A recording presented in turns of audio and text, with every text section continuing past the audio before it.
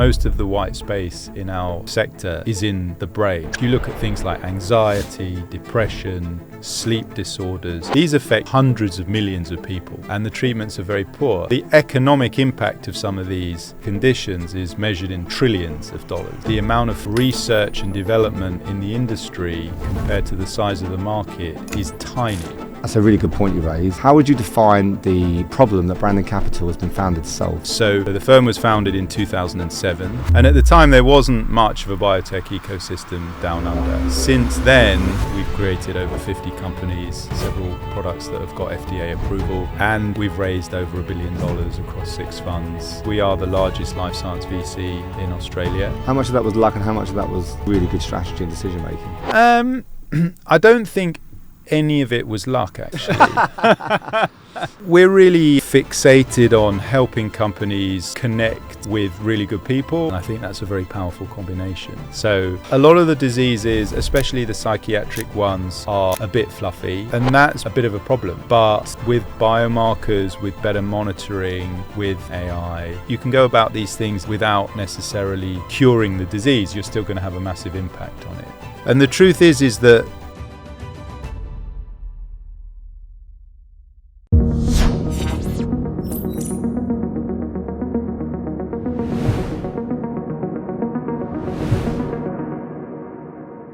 Hello and welcome to Leading Beyond the Lab. Today I have the pleasure of being joined by Jonathan Tobin, partner of Brandon Capital. Brandon Capital invests in early stage life science companies like Astronaut X, Theon Therapeutics and Myrix Bio.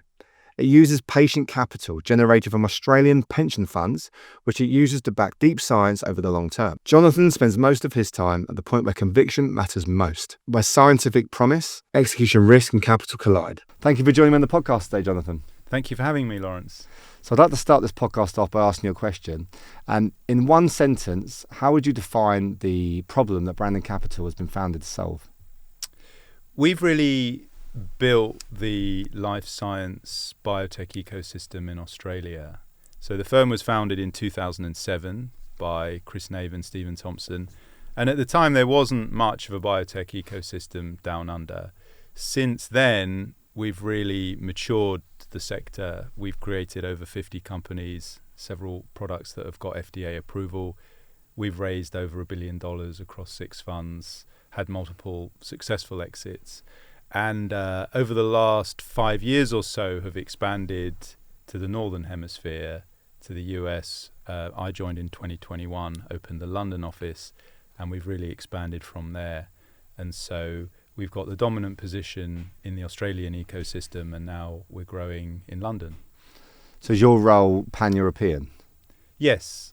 Yeah, and there's 2 facets to that. One of that is building a portfolio of companies in Europe, and we've done that. We've got 9 companies now, and some of those are scaling up.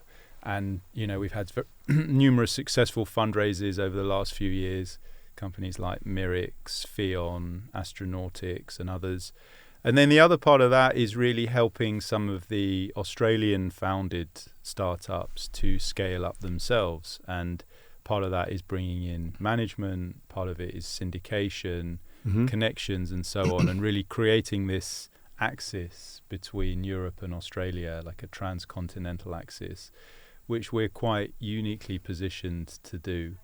And we actually have proprietary deal flow with privileged access to all the medical research from 55 of the top institutes in Australia and New Zealand. And that gives us a sort of unique pipeline of ideas, which is quite differentiated from other firms in the UK ecosystem. I know I hear more and more companies running their clinical trials in Australia. I think the government's done a good job, or it appears to have done a great job of encouraging that, incentivising it as well. The other thing that I always feel as being a bigger presence there is radiopharmaceuticals. Yeah. There's a lot of technology and science which is coming from there. Well, both those things are important areas. So a lot of Chinese, American and European companies are doing their phase 1 and 2 trials in Australia. There's an excellent quality ecosystem there, and we obviously take advantage of that, and we can help our European companies take advantage of that. And then on radio pharma, it's a big area. We invested in one of the top companies, Advanced Cell, earlier this year, which is a radioligand company based in Brisbane, now scaling in the US. They raised $125 million earlier this year, and they announced phenomenal data at ESMO a couple of months ago in prostate cancer, 100% response rate. Wow. And so, yeah, that's a very, very exciting area. And there are other areas that are really high quality coming out of that market as well. So Brandon Capital, when you're deploying pension-backed capital, Mm-hmm. how do you think that impacts the way that you invest and partner with other companies or portcos and founders? Yeah, sure. So just as a, I guess, explainer, we're backed by some of Australia's largest pension funds. Yeah. One thing that's been really interesting that the Australian economy has done quite well with pensions is that they've mandated that all employers have to pay a minimum of 12% of the employee's gross salary into their pension every month. And that's compulsory for everyone. It's compulsory, yeah. Wow. So you've got this pool of capital which is now trillions of dollars and every month grows, that obviously gets invested. And I think one thing they've done quite smartly is that they've invested in private and riskier assets that have a higher return, and also back the domestic industries. And we've benefited from that. It's enabled us to grow quite significantly. And those funds, because they're over the lifetime of a pension, they're very long term. So our funds have actually been longer than the typical 10-year funds, which is really important when you're starting companies from academic research, because it does take a long time, and often it takes longer than a 10-year fund would allow. And it's really allowed us to invest and build companies all the way from startup to FDA approval. So we're not forced sellers when companies get to a certain point. And that's been really important lately, because there's been a bit of a trend in our industry where pharma companies have been acquiring companies later. Yeah, lots. More de-risked. And so we've been able to keep investing in those companies thanks to the backing of the pension funds. And that's a really good point you raise, is that there has been a feeling with that in mind that UK science is underbacked at the moment. And what's your thoughts on that? Well, I think, money is mobile. Yeah. And VCs are generally quite intelligent people, and they will find the opportunities. You don't say so yourself. Yeah. Present company excluded. Yeah. So, what we've seen in some of our top UK companies is that they're raising a lot of money, and often it is from overseas. So, a lot of our companies are syndicating with US, European, in our case, Australian money. And so I think UK science is able to attract a lot of funding. It's just that often it's, from overseas. That's true. And how do you think that impacts? I was going to dive in there about one thing that came to me now, the Australian pension funds. Does that mean that the person getting the pension, the public gets the better pension, effectively, or is it kept outside? Yeah. That's public information. Australian pensioners retire richer than UK pensioners. Yeah, I was going to say. Yeah. I mean, it's great, really, actually, when I think about it. Yeah. As long as you bet well. Yeah. So in your opinion, Jonathan, at Series A stage, or seed stage, what matters most? The founders, the science, or both? The science always matters. You can't have success without good science. I would say, our job as early stage investors, company builders, is that we will often create a team around the science. And so I would say science is the number one most important thing. If you happen to have a great team, that's a huge bonus, and often will lower the activation energy to make an investment. It will mean that you can justify raising a larger round earlier on because the team and the execution side of it is de-risked. And is that driven by a proven concept or proof of concept, or is that like an energy thing, or is it Well, you've just got confidence. If you're investing in high risk science, if you've got confidence that the team has done it before and executes well, then you've got more conviction.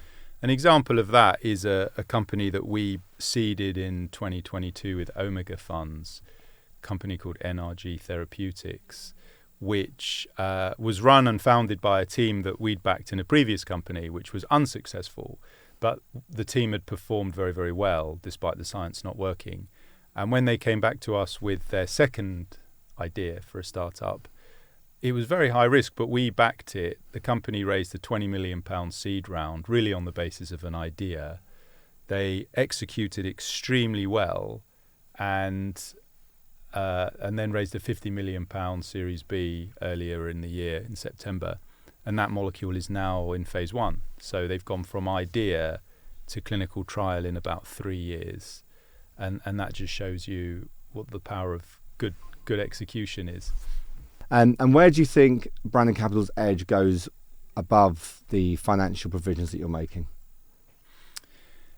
So we're really fixated on helping companies connect with really good people, and really good people connect with really good ideas.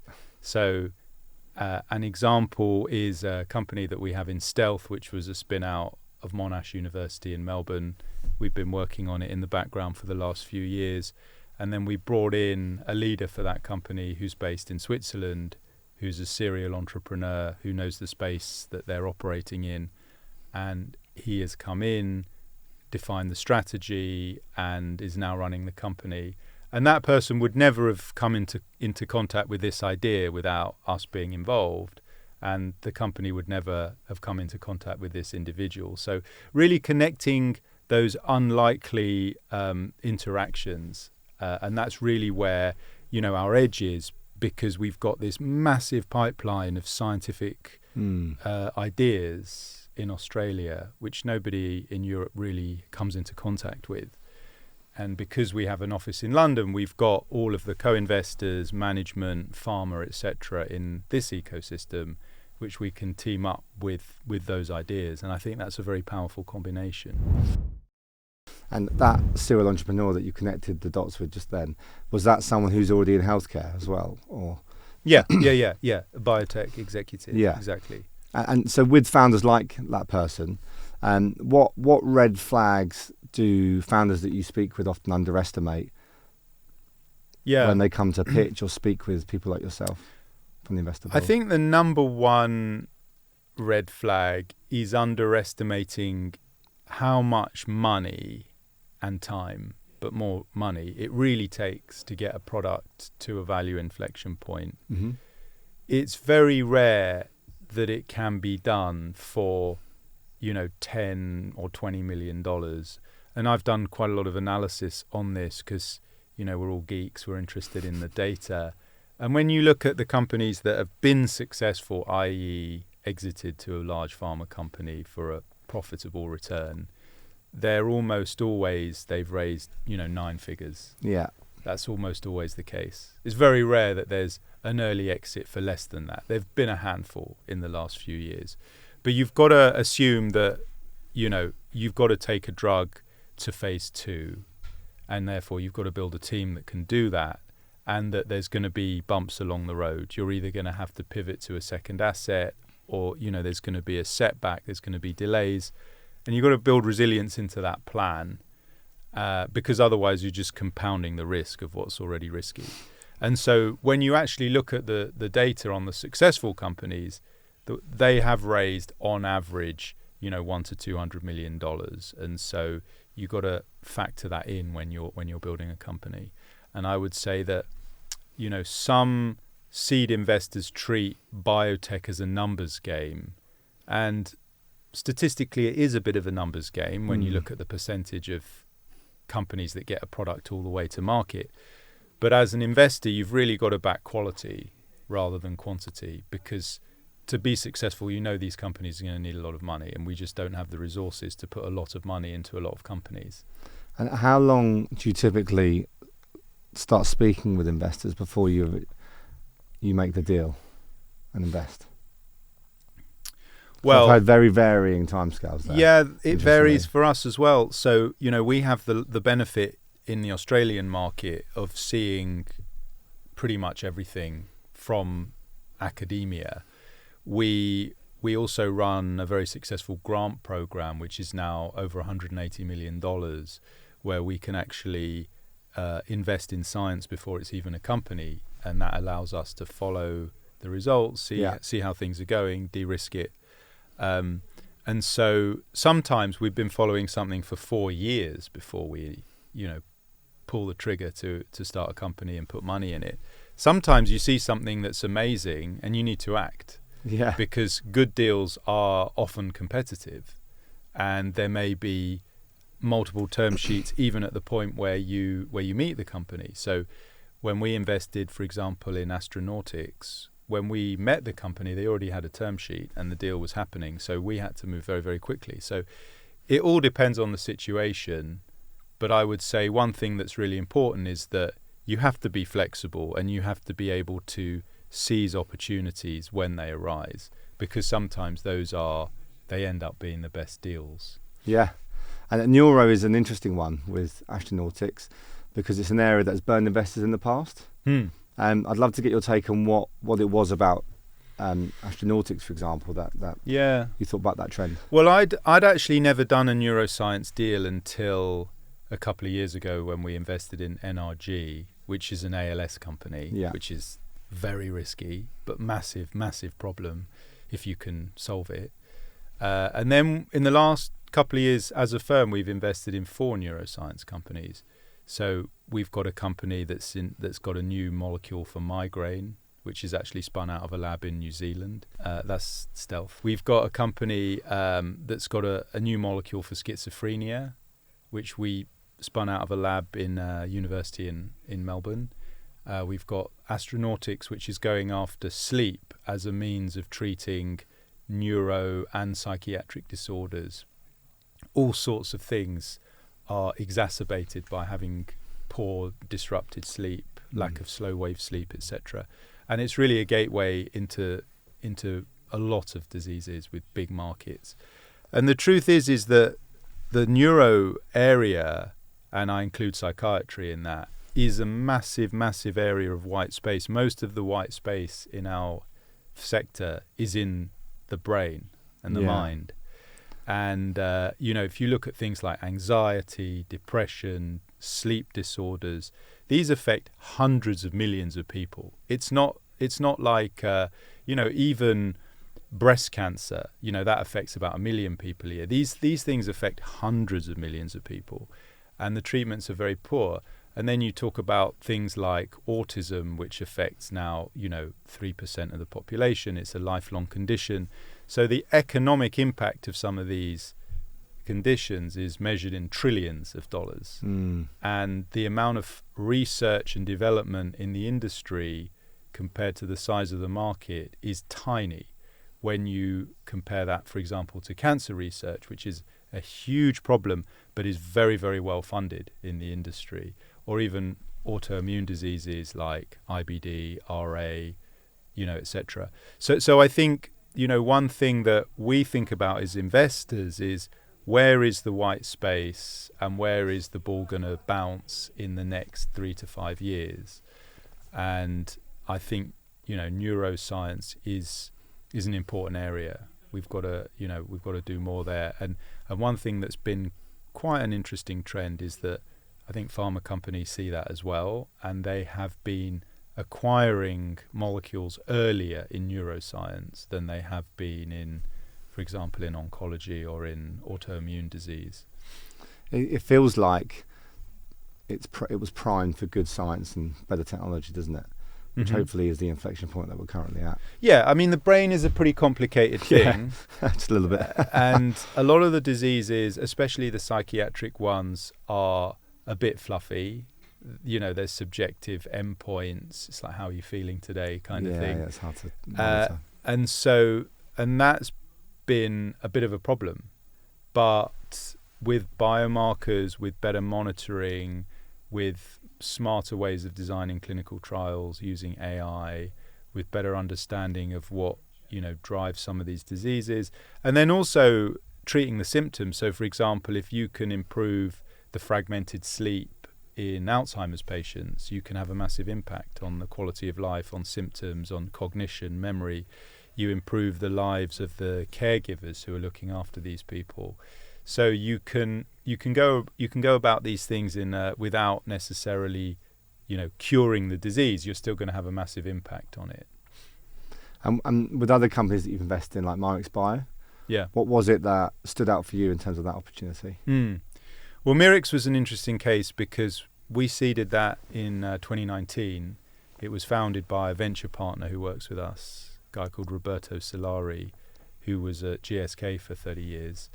And he was doing a professorship at Imperial College and worked with a scientist called Ed Tate, and they had a molecule that inhibited something called N-myristoyl transferase. It's an enzyme that adds a 14-carbon lipid onto about 100 proteins. Very important for various aspects of cell biology.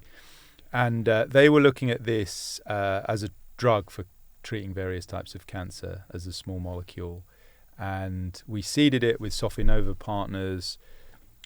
It turned out was very, very efficacious, very potent, but there was a bit of a toxicity liability. We decided, rather than winding it up, to pivot the company to become an ADC payload. We thought the molecule would make a good payload on an antibody. And it's a big pivot. It was a big pivot. Yeah. In 2022, 23, when it happened, we were betting on the fact that the ADC space would move towards demanding novel payloads. And I think that's been the case. Yeah. I think that bet paid off. We raised a £90 million Series A in the summer of last year. We went from 3 employees to now over 25. And we're going to be in the clinic with 2 different molecules next year. And so once that's, clinically validated, that could become an entirely new class of medicines, because you can add the payload onto any antibody and you create basically multiple opportunities. So, I think we were able to see the opportunity to create something that was actually bigger and better than our initial investment thesis. Yeah. Was that luck, or was that how much of that was luck and how much of that was really, really good strategy and decision making? I don't think any of it was luck, actually. Yeah. It was the founding scientists came up with the idea. I had invested in previous ADC companies that had been successful, and so had some connections in that field that I was able to bring into that. And we were able to do the right experiments for a relatively small number of dollars in a very focused way, in order to give investors confidence that that pivot made sense. And then I actually helped the company bring in investors for the Series A. That round ended up, we went out to raise £40 million. We got massively oversubscribed, and we raised 90 million in the end. And I think we could have raised double that, actually, because people could see that the opportunity there could be massive. We were a little bit lucky in that the first experiment we did, where we put the first ADC into a mouse model of breast cancer, it totally annihilated the tumours. And then they did it in a second model. Again, the tumours disappeared. The third model completely disappeared. They put it on different antibodies. And we were just, it rarely happens in biotech, in biology, where every experiment you do looks great. And so part of my brain just thought, this thing has got enormous opportunity. We've got to run with it. And we've got to own it. We can't just partner with a big pharma company and give away the value. We've got to take this thing into the clinic and really de-risk it ourselves, because if you hand off the risk to somebody else too early, you obviously hand over all of the value. Yeah, I think that's a really good example of what we talked about earlier, where you said, what do investors bring sometimes if they do it the right way? Because if you think about it, that story you just told, that included your connections to the ADC folk who could give insights probably from other indications that they wouldn't have had access to. Yeah. Knowledge of the investment community and direction, and probably a pragmatic realism to what they can actually achieve and not achieve. Whereas if I was a founder and a farmer approached me at that stage, unless you've been there and done it before, it's very easy to be influenced one way or the other. Yeah. I mean, that's one of the things that's important to remember as an investor, because the thing is still really, really risky. And, you discharge risk sequentially, but that doesn't mean it's de-risked. Yeah. It's just, you've kind of transferred the risk from preclinical to clinical. And so there's always more risk down the road. And so it's figuring out where is the optimum, risk-adjusted return. And that's different for different investors because people have got different motivations, different fund sizes. They're at different stages in their fund cycle. They may have had different performance with previous companies and so on. But generally, we try to invest with like-minded investors that act in a similar way as we would act in the same sort of situation. And I think we've done that with Mirix. We try to do that with all of our portfolio. And do you tend to co-lead, lead, or co-invest, or a bit of everything? We do a bit of both. In Australia, we often lead the investments because we are the largest life science VC in Australia. We will often bring in other investors alongside. Sometimes we do the really early rounds by ourselves, de-risk the experiments, and then bring other people in. In Europe, we've done probably 50-50 lead or co-lead and follow. And we're in some of our companies now. For example, Catalim, which is a oncology company, that they're now very far into the clinic. They're at phase 2B in both cancer and cachexia. We led their Series C, then other investors led the Series D, and so we've been able to kind of continue investing and stayed on the board. But other investors are now taking over the lead on that. And they had good data, didn't they, recently? Lots of good data. Yeah. Eugen's coming on the podcast, actually, next series, the CMO. Yeah. So what, in terms of investor readiness and your perception of founders, what do some founders get wrong and what do founders get right when it comes to prepare for in terms of investor readiness? Well, I think, you can categorize founders as academic founders who are often... it's the first time they've interacted with the business world. Yeah. And then you've got, industry founders who are sometimes serial entrepreneurs. Sometimes they're people that have, had a senior position in a biotech or a pharma company. And so they've got a different experience. Yeah. And so I think they do things differently. I think one thing that academic founders often get wrong is that they think that raising venture capital is like applying for a grant. And so they tell you every single experiment they've ever done on the first meeting and then expect an answer immediately. And of course, when you meet an investor, the early stages of the process are more psychology than science, more building a relationship, building that sense that the investor wants to take a second meeting, that they want to get their tie in the mangle, as it were, and take a proper look at the data, rather than be bamboozled with data and then be expected to make a decision sort of there and then. Yeah. And so it's sort of understanding how that building that relationship works really, and I think experienced entrepreneurs, they get that and are often able to raise money much quicker and be oversubscribed, have multiple term sheets. And some of that is not driven by the data they've got, it's driven by the way that they're able to communicate their story. And if you were an academic founder listening, trying to learn from the more experienced serial entrepreneurs or people that are from industry, are there 2 or 3 bits of advice that are transferable that don't necessarily come purely from from 30 years experience? Yeah, I think the first one is really to get advice from friendly investors or chair people that have done it before. And I think the truth is that a lot of investors are very happy to give advice, even if they're not necessarily immediately going to write a check into your company. And I think investors, like any professional, like lawyers, like scientists, they have a skill set. They see thousands and thousands of companies and they follow, tens of companies over the lifetime on the board. And so they see a lot of situations. And so they know what works, what doesn't work, what good looks like, and, what resonates, what doesn't resonate. And I think that's a perspective that even an experienced operator doesn't have. Because if you're the CEO of a company, you might over your career run 3 companies, but a VC might sit on the board of 20 or 30 companies. And so the number of situations that you are able to see, albeit from the board, so you're not exactly on the pitch, but you see what happens, is very, very high. And so you have this sort of level of insight that is quite unique.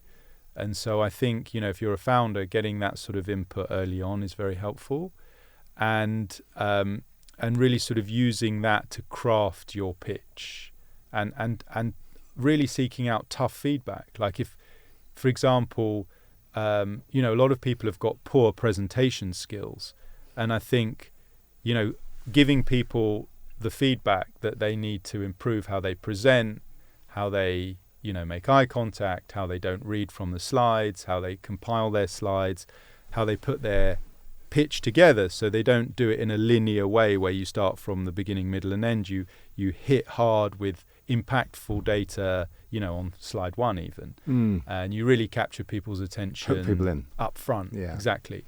So there's all sorts of sort of tricks the tricks of the trade, and I think you can access that if you're smart. And part of the sort of Darwinian selection of who's able to raise money and who's not is part of those skills, actually. Yeah, I'm just processing that because there's a lot of founders out there that will be listening who are looking to take their idea or their to proof of concept and so on and so forth. And in terms of the future of UK biotech and European biotech, there's been a lot of them that are looking to move operations or largely expand to the US. What's some of the lessons that we've learned over the last few years when trying to do that? Because there's different dynamics. There's cultural, there's operational. Yeah. There's obviously lots of advantage of being over there. I'd love to hear your thoughts on that. I guess the first thing I would say is that it is not necessary for a European company to re-domicile or have a dual domicile in order to be successful. There are lots of European companies that are successful, without doing that. However, I think for certain companies, especially the ones that need to raise big money, as in 9 figures, having access to US investors is very valuable. So, we've done that recently with Mirix. We have a Boston-based CEO, Mohit Rawat, who's been serially successful. Yeah. Brings a level of pace, urgency, investor connections, pharma connections that really is phenomenal for that company, and for a company that wants to build a proper pipeline and become a significant biotech company, you need to have access to that level of money. We've done that with Fion Therapeutics. Similar, Catalym has now got a California-based CEO, and so they've gone from being a German company to a transatlantic company. AdvanceCell has done that from its base in Brisbane, now has a Boston-based CEO. And so, lots of our companies have done it. Astronautics is a UK company with a Boston-based CEO. And so I think it can be very valuable. The difference is, yes, there are cultural differences, but I think that's a good thing, generally faster paced, more urgency. US investors tend to have a very big picture view of companies. They're thinking about what do we have to do to be successful, not kind of how do we sequentially de-risk everything and drip feed the money and, constrain the ambition. It's really, how can we make this very, very successful? How can we make this big? And for certain companies, that is the right thing. Yeah. But not for all companies. And so lots of companies, particularly in our portfolio, which are asset focused, often single product, very research and development focused, often first in class mechanism. You don't need to raise hundreds of millions of dollars. You don't need to have that level of CEO that can do that. And so it makes sense for those companies to stay a little bit quieter, to really focus on execution in a capital efficient way, get to clinical data. And one of the beauties of the Australian ecosystem is thanks to the R&D tax credits and the cost of doing business there being lower. We've got companies that have got phase 2 data that have raised, $30 or $40 million. And so they're able to, generate great data for much less money. As an investor, we hold on to a larger percentage of the company, which means if they are successful, we have better returns. And if they then need to have access to bigger amounts of capital, we can then transition things to the US or to Europe if necessary. So does it come down really then to whether the company itself wants to out-license or sell off its asset by a certain stage? Because I suppose they need to raise the big money if they're going to manufacture and commercialise. Right? So that's the thought process that founders need to have at some point. That's 100% it. And as investors, early stage investors, we have a hand in guiding that strategy. Yeah. And you have to bake it in, because creating the optionality of having access to that later stage funding comes with a cost, because you've got to be able to provide enough runway to bring in the sort of management that can then hire a team and raise the sort of money to grow a proper company.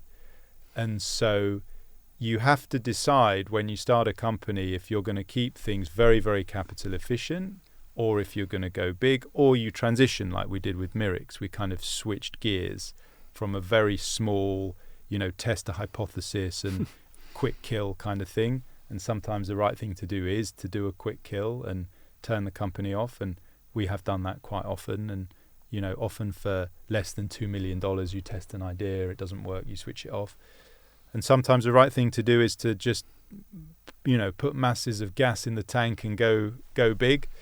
Sometimes it's not. It's keep it quiet, just hire in one person, stay in stealth, and just execute.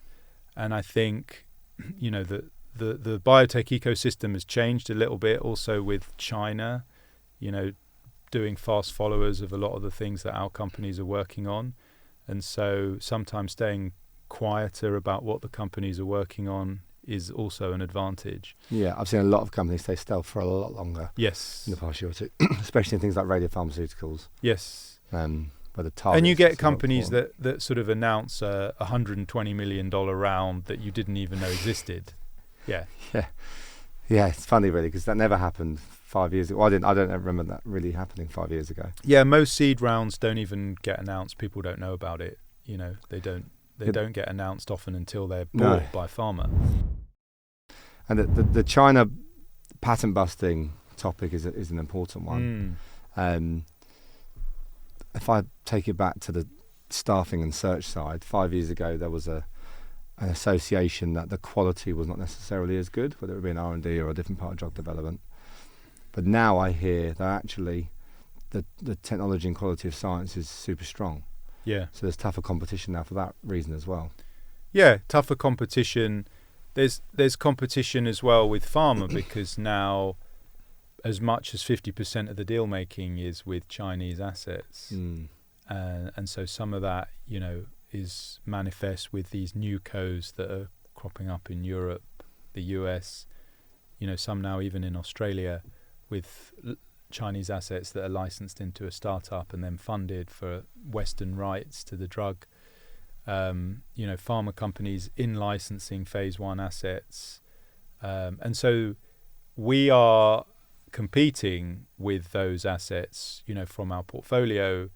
We also have to make sure that where our portfolio companies are innovating in an area of science, in biology, first-in-class targets and so on, we maintain that lead, which means staying a bit quieter about what we're doing and executing faster and getting clinical data first. That's absolutely non-negotiable for our companies. What things are going really well right now in biotech? Well, I think compared to even 6 months ago, earlier this year, sentiment is much, much more positive. Jeffries was testament to that, I think. Yeah, so it feels like we are slowly coming out of the doldrums that has existed since, the pandemic hysteria. And I would say that positive sentiment just generally is good for our sector. I think, there are still plenty of drugs, getting FDA approval. There's been plenty of M&A that's trending upwards. Lots of M&A, yeah. The IPO market's still not the case, but I think good private companies are raising decent amounts of money, which is positive. So I think there's lots of good stuff happening, and lots of it you don't hear about because it's happening in stealth. Mm-hmm. But you know, and then I think from a personal perspective, you know, there's more interest in neuroscience, which I think is good because there's a lot of opportunity there. And, you know, some of the areas that have been a bit overcrowded, I think we'll start to see reduction in interest there, particularly, you know, I&I, autoimmune disease and so on, oncology. You know, those areas are, I think, a bit overinvested at the moment. Oh, that's interesting. And I think we're going to see... Why is that? Just perception and... Well, there's been... London bus syndrome, kind of when none come along and then all of a sudden 4 come along at once. Yeah, there's lots of companies working on the same targets or the same approaches or incremental... Yeah, atopic dermatitis and stuff like that. And you know, most of the China companies are working on oncology or I&I, a lot of bispecifics, a lot of ADCs, a lot of, you know, T-cell engagers working on similar things. And I think, you know, one of the interesting things from my perspective about doing venture capital is really finding those white spaces that are a bit less, you know, less explored. And, you know, I do think there's a lot of opportunity in, you know, in women's health, in renal diseases, in ophthalmology, in behavioral disorders. There's lots of areas that just are less crowded. And I think, you know, people are really acknowledging that now. And so who should be approaching Brandon Capital right now? Anyone that's a founder or a CEO of a biotech company that's raising anything from $2 to $100 million, that's working on something, you know, that's going to have an impact on a major medical need. Ideally a drug, but we can also do medical devices. We invest globally. We're particularly focused on scaling up our UK activities at the moment. And also, you know, we're always very active in Australia. What stage do you typically invest at? We do everything from company creation, seed, Series A, Series B and C. So what are the parameters then? Of course, is it that expansive? Everything therapeutics, basically. Yeah, so we don't mind rolling our sleeves up and doing all the heavy lifting to create a company, put together a plan, hire a team, syndicate the round, and do all of that. And we've done that, you know, 30 or 40 times over the last decade. And we'll do 3 or 4 new company creations a year. We'll do 2 or 3 investments into established companies, you know, Series A's and so on. And then we also are constantly helping our portfolio companies scale up to the next level. And I think over the next few years, we will have more of our seeded companies that have been in stealth of, you know, expanding in the UK or in Europe. And we're going to build up some of those companies. And what's Brandon's average check size and fund size? So over the lifetime of a company, we will invest between $20 and $30 million.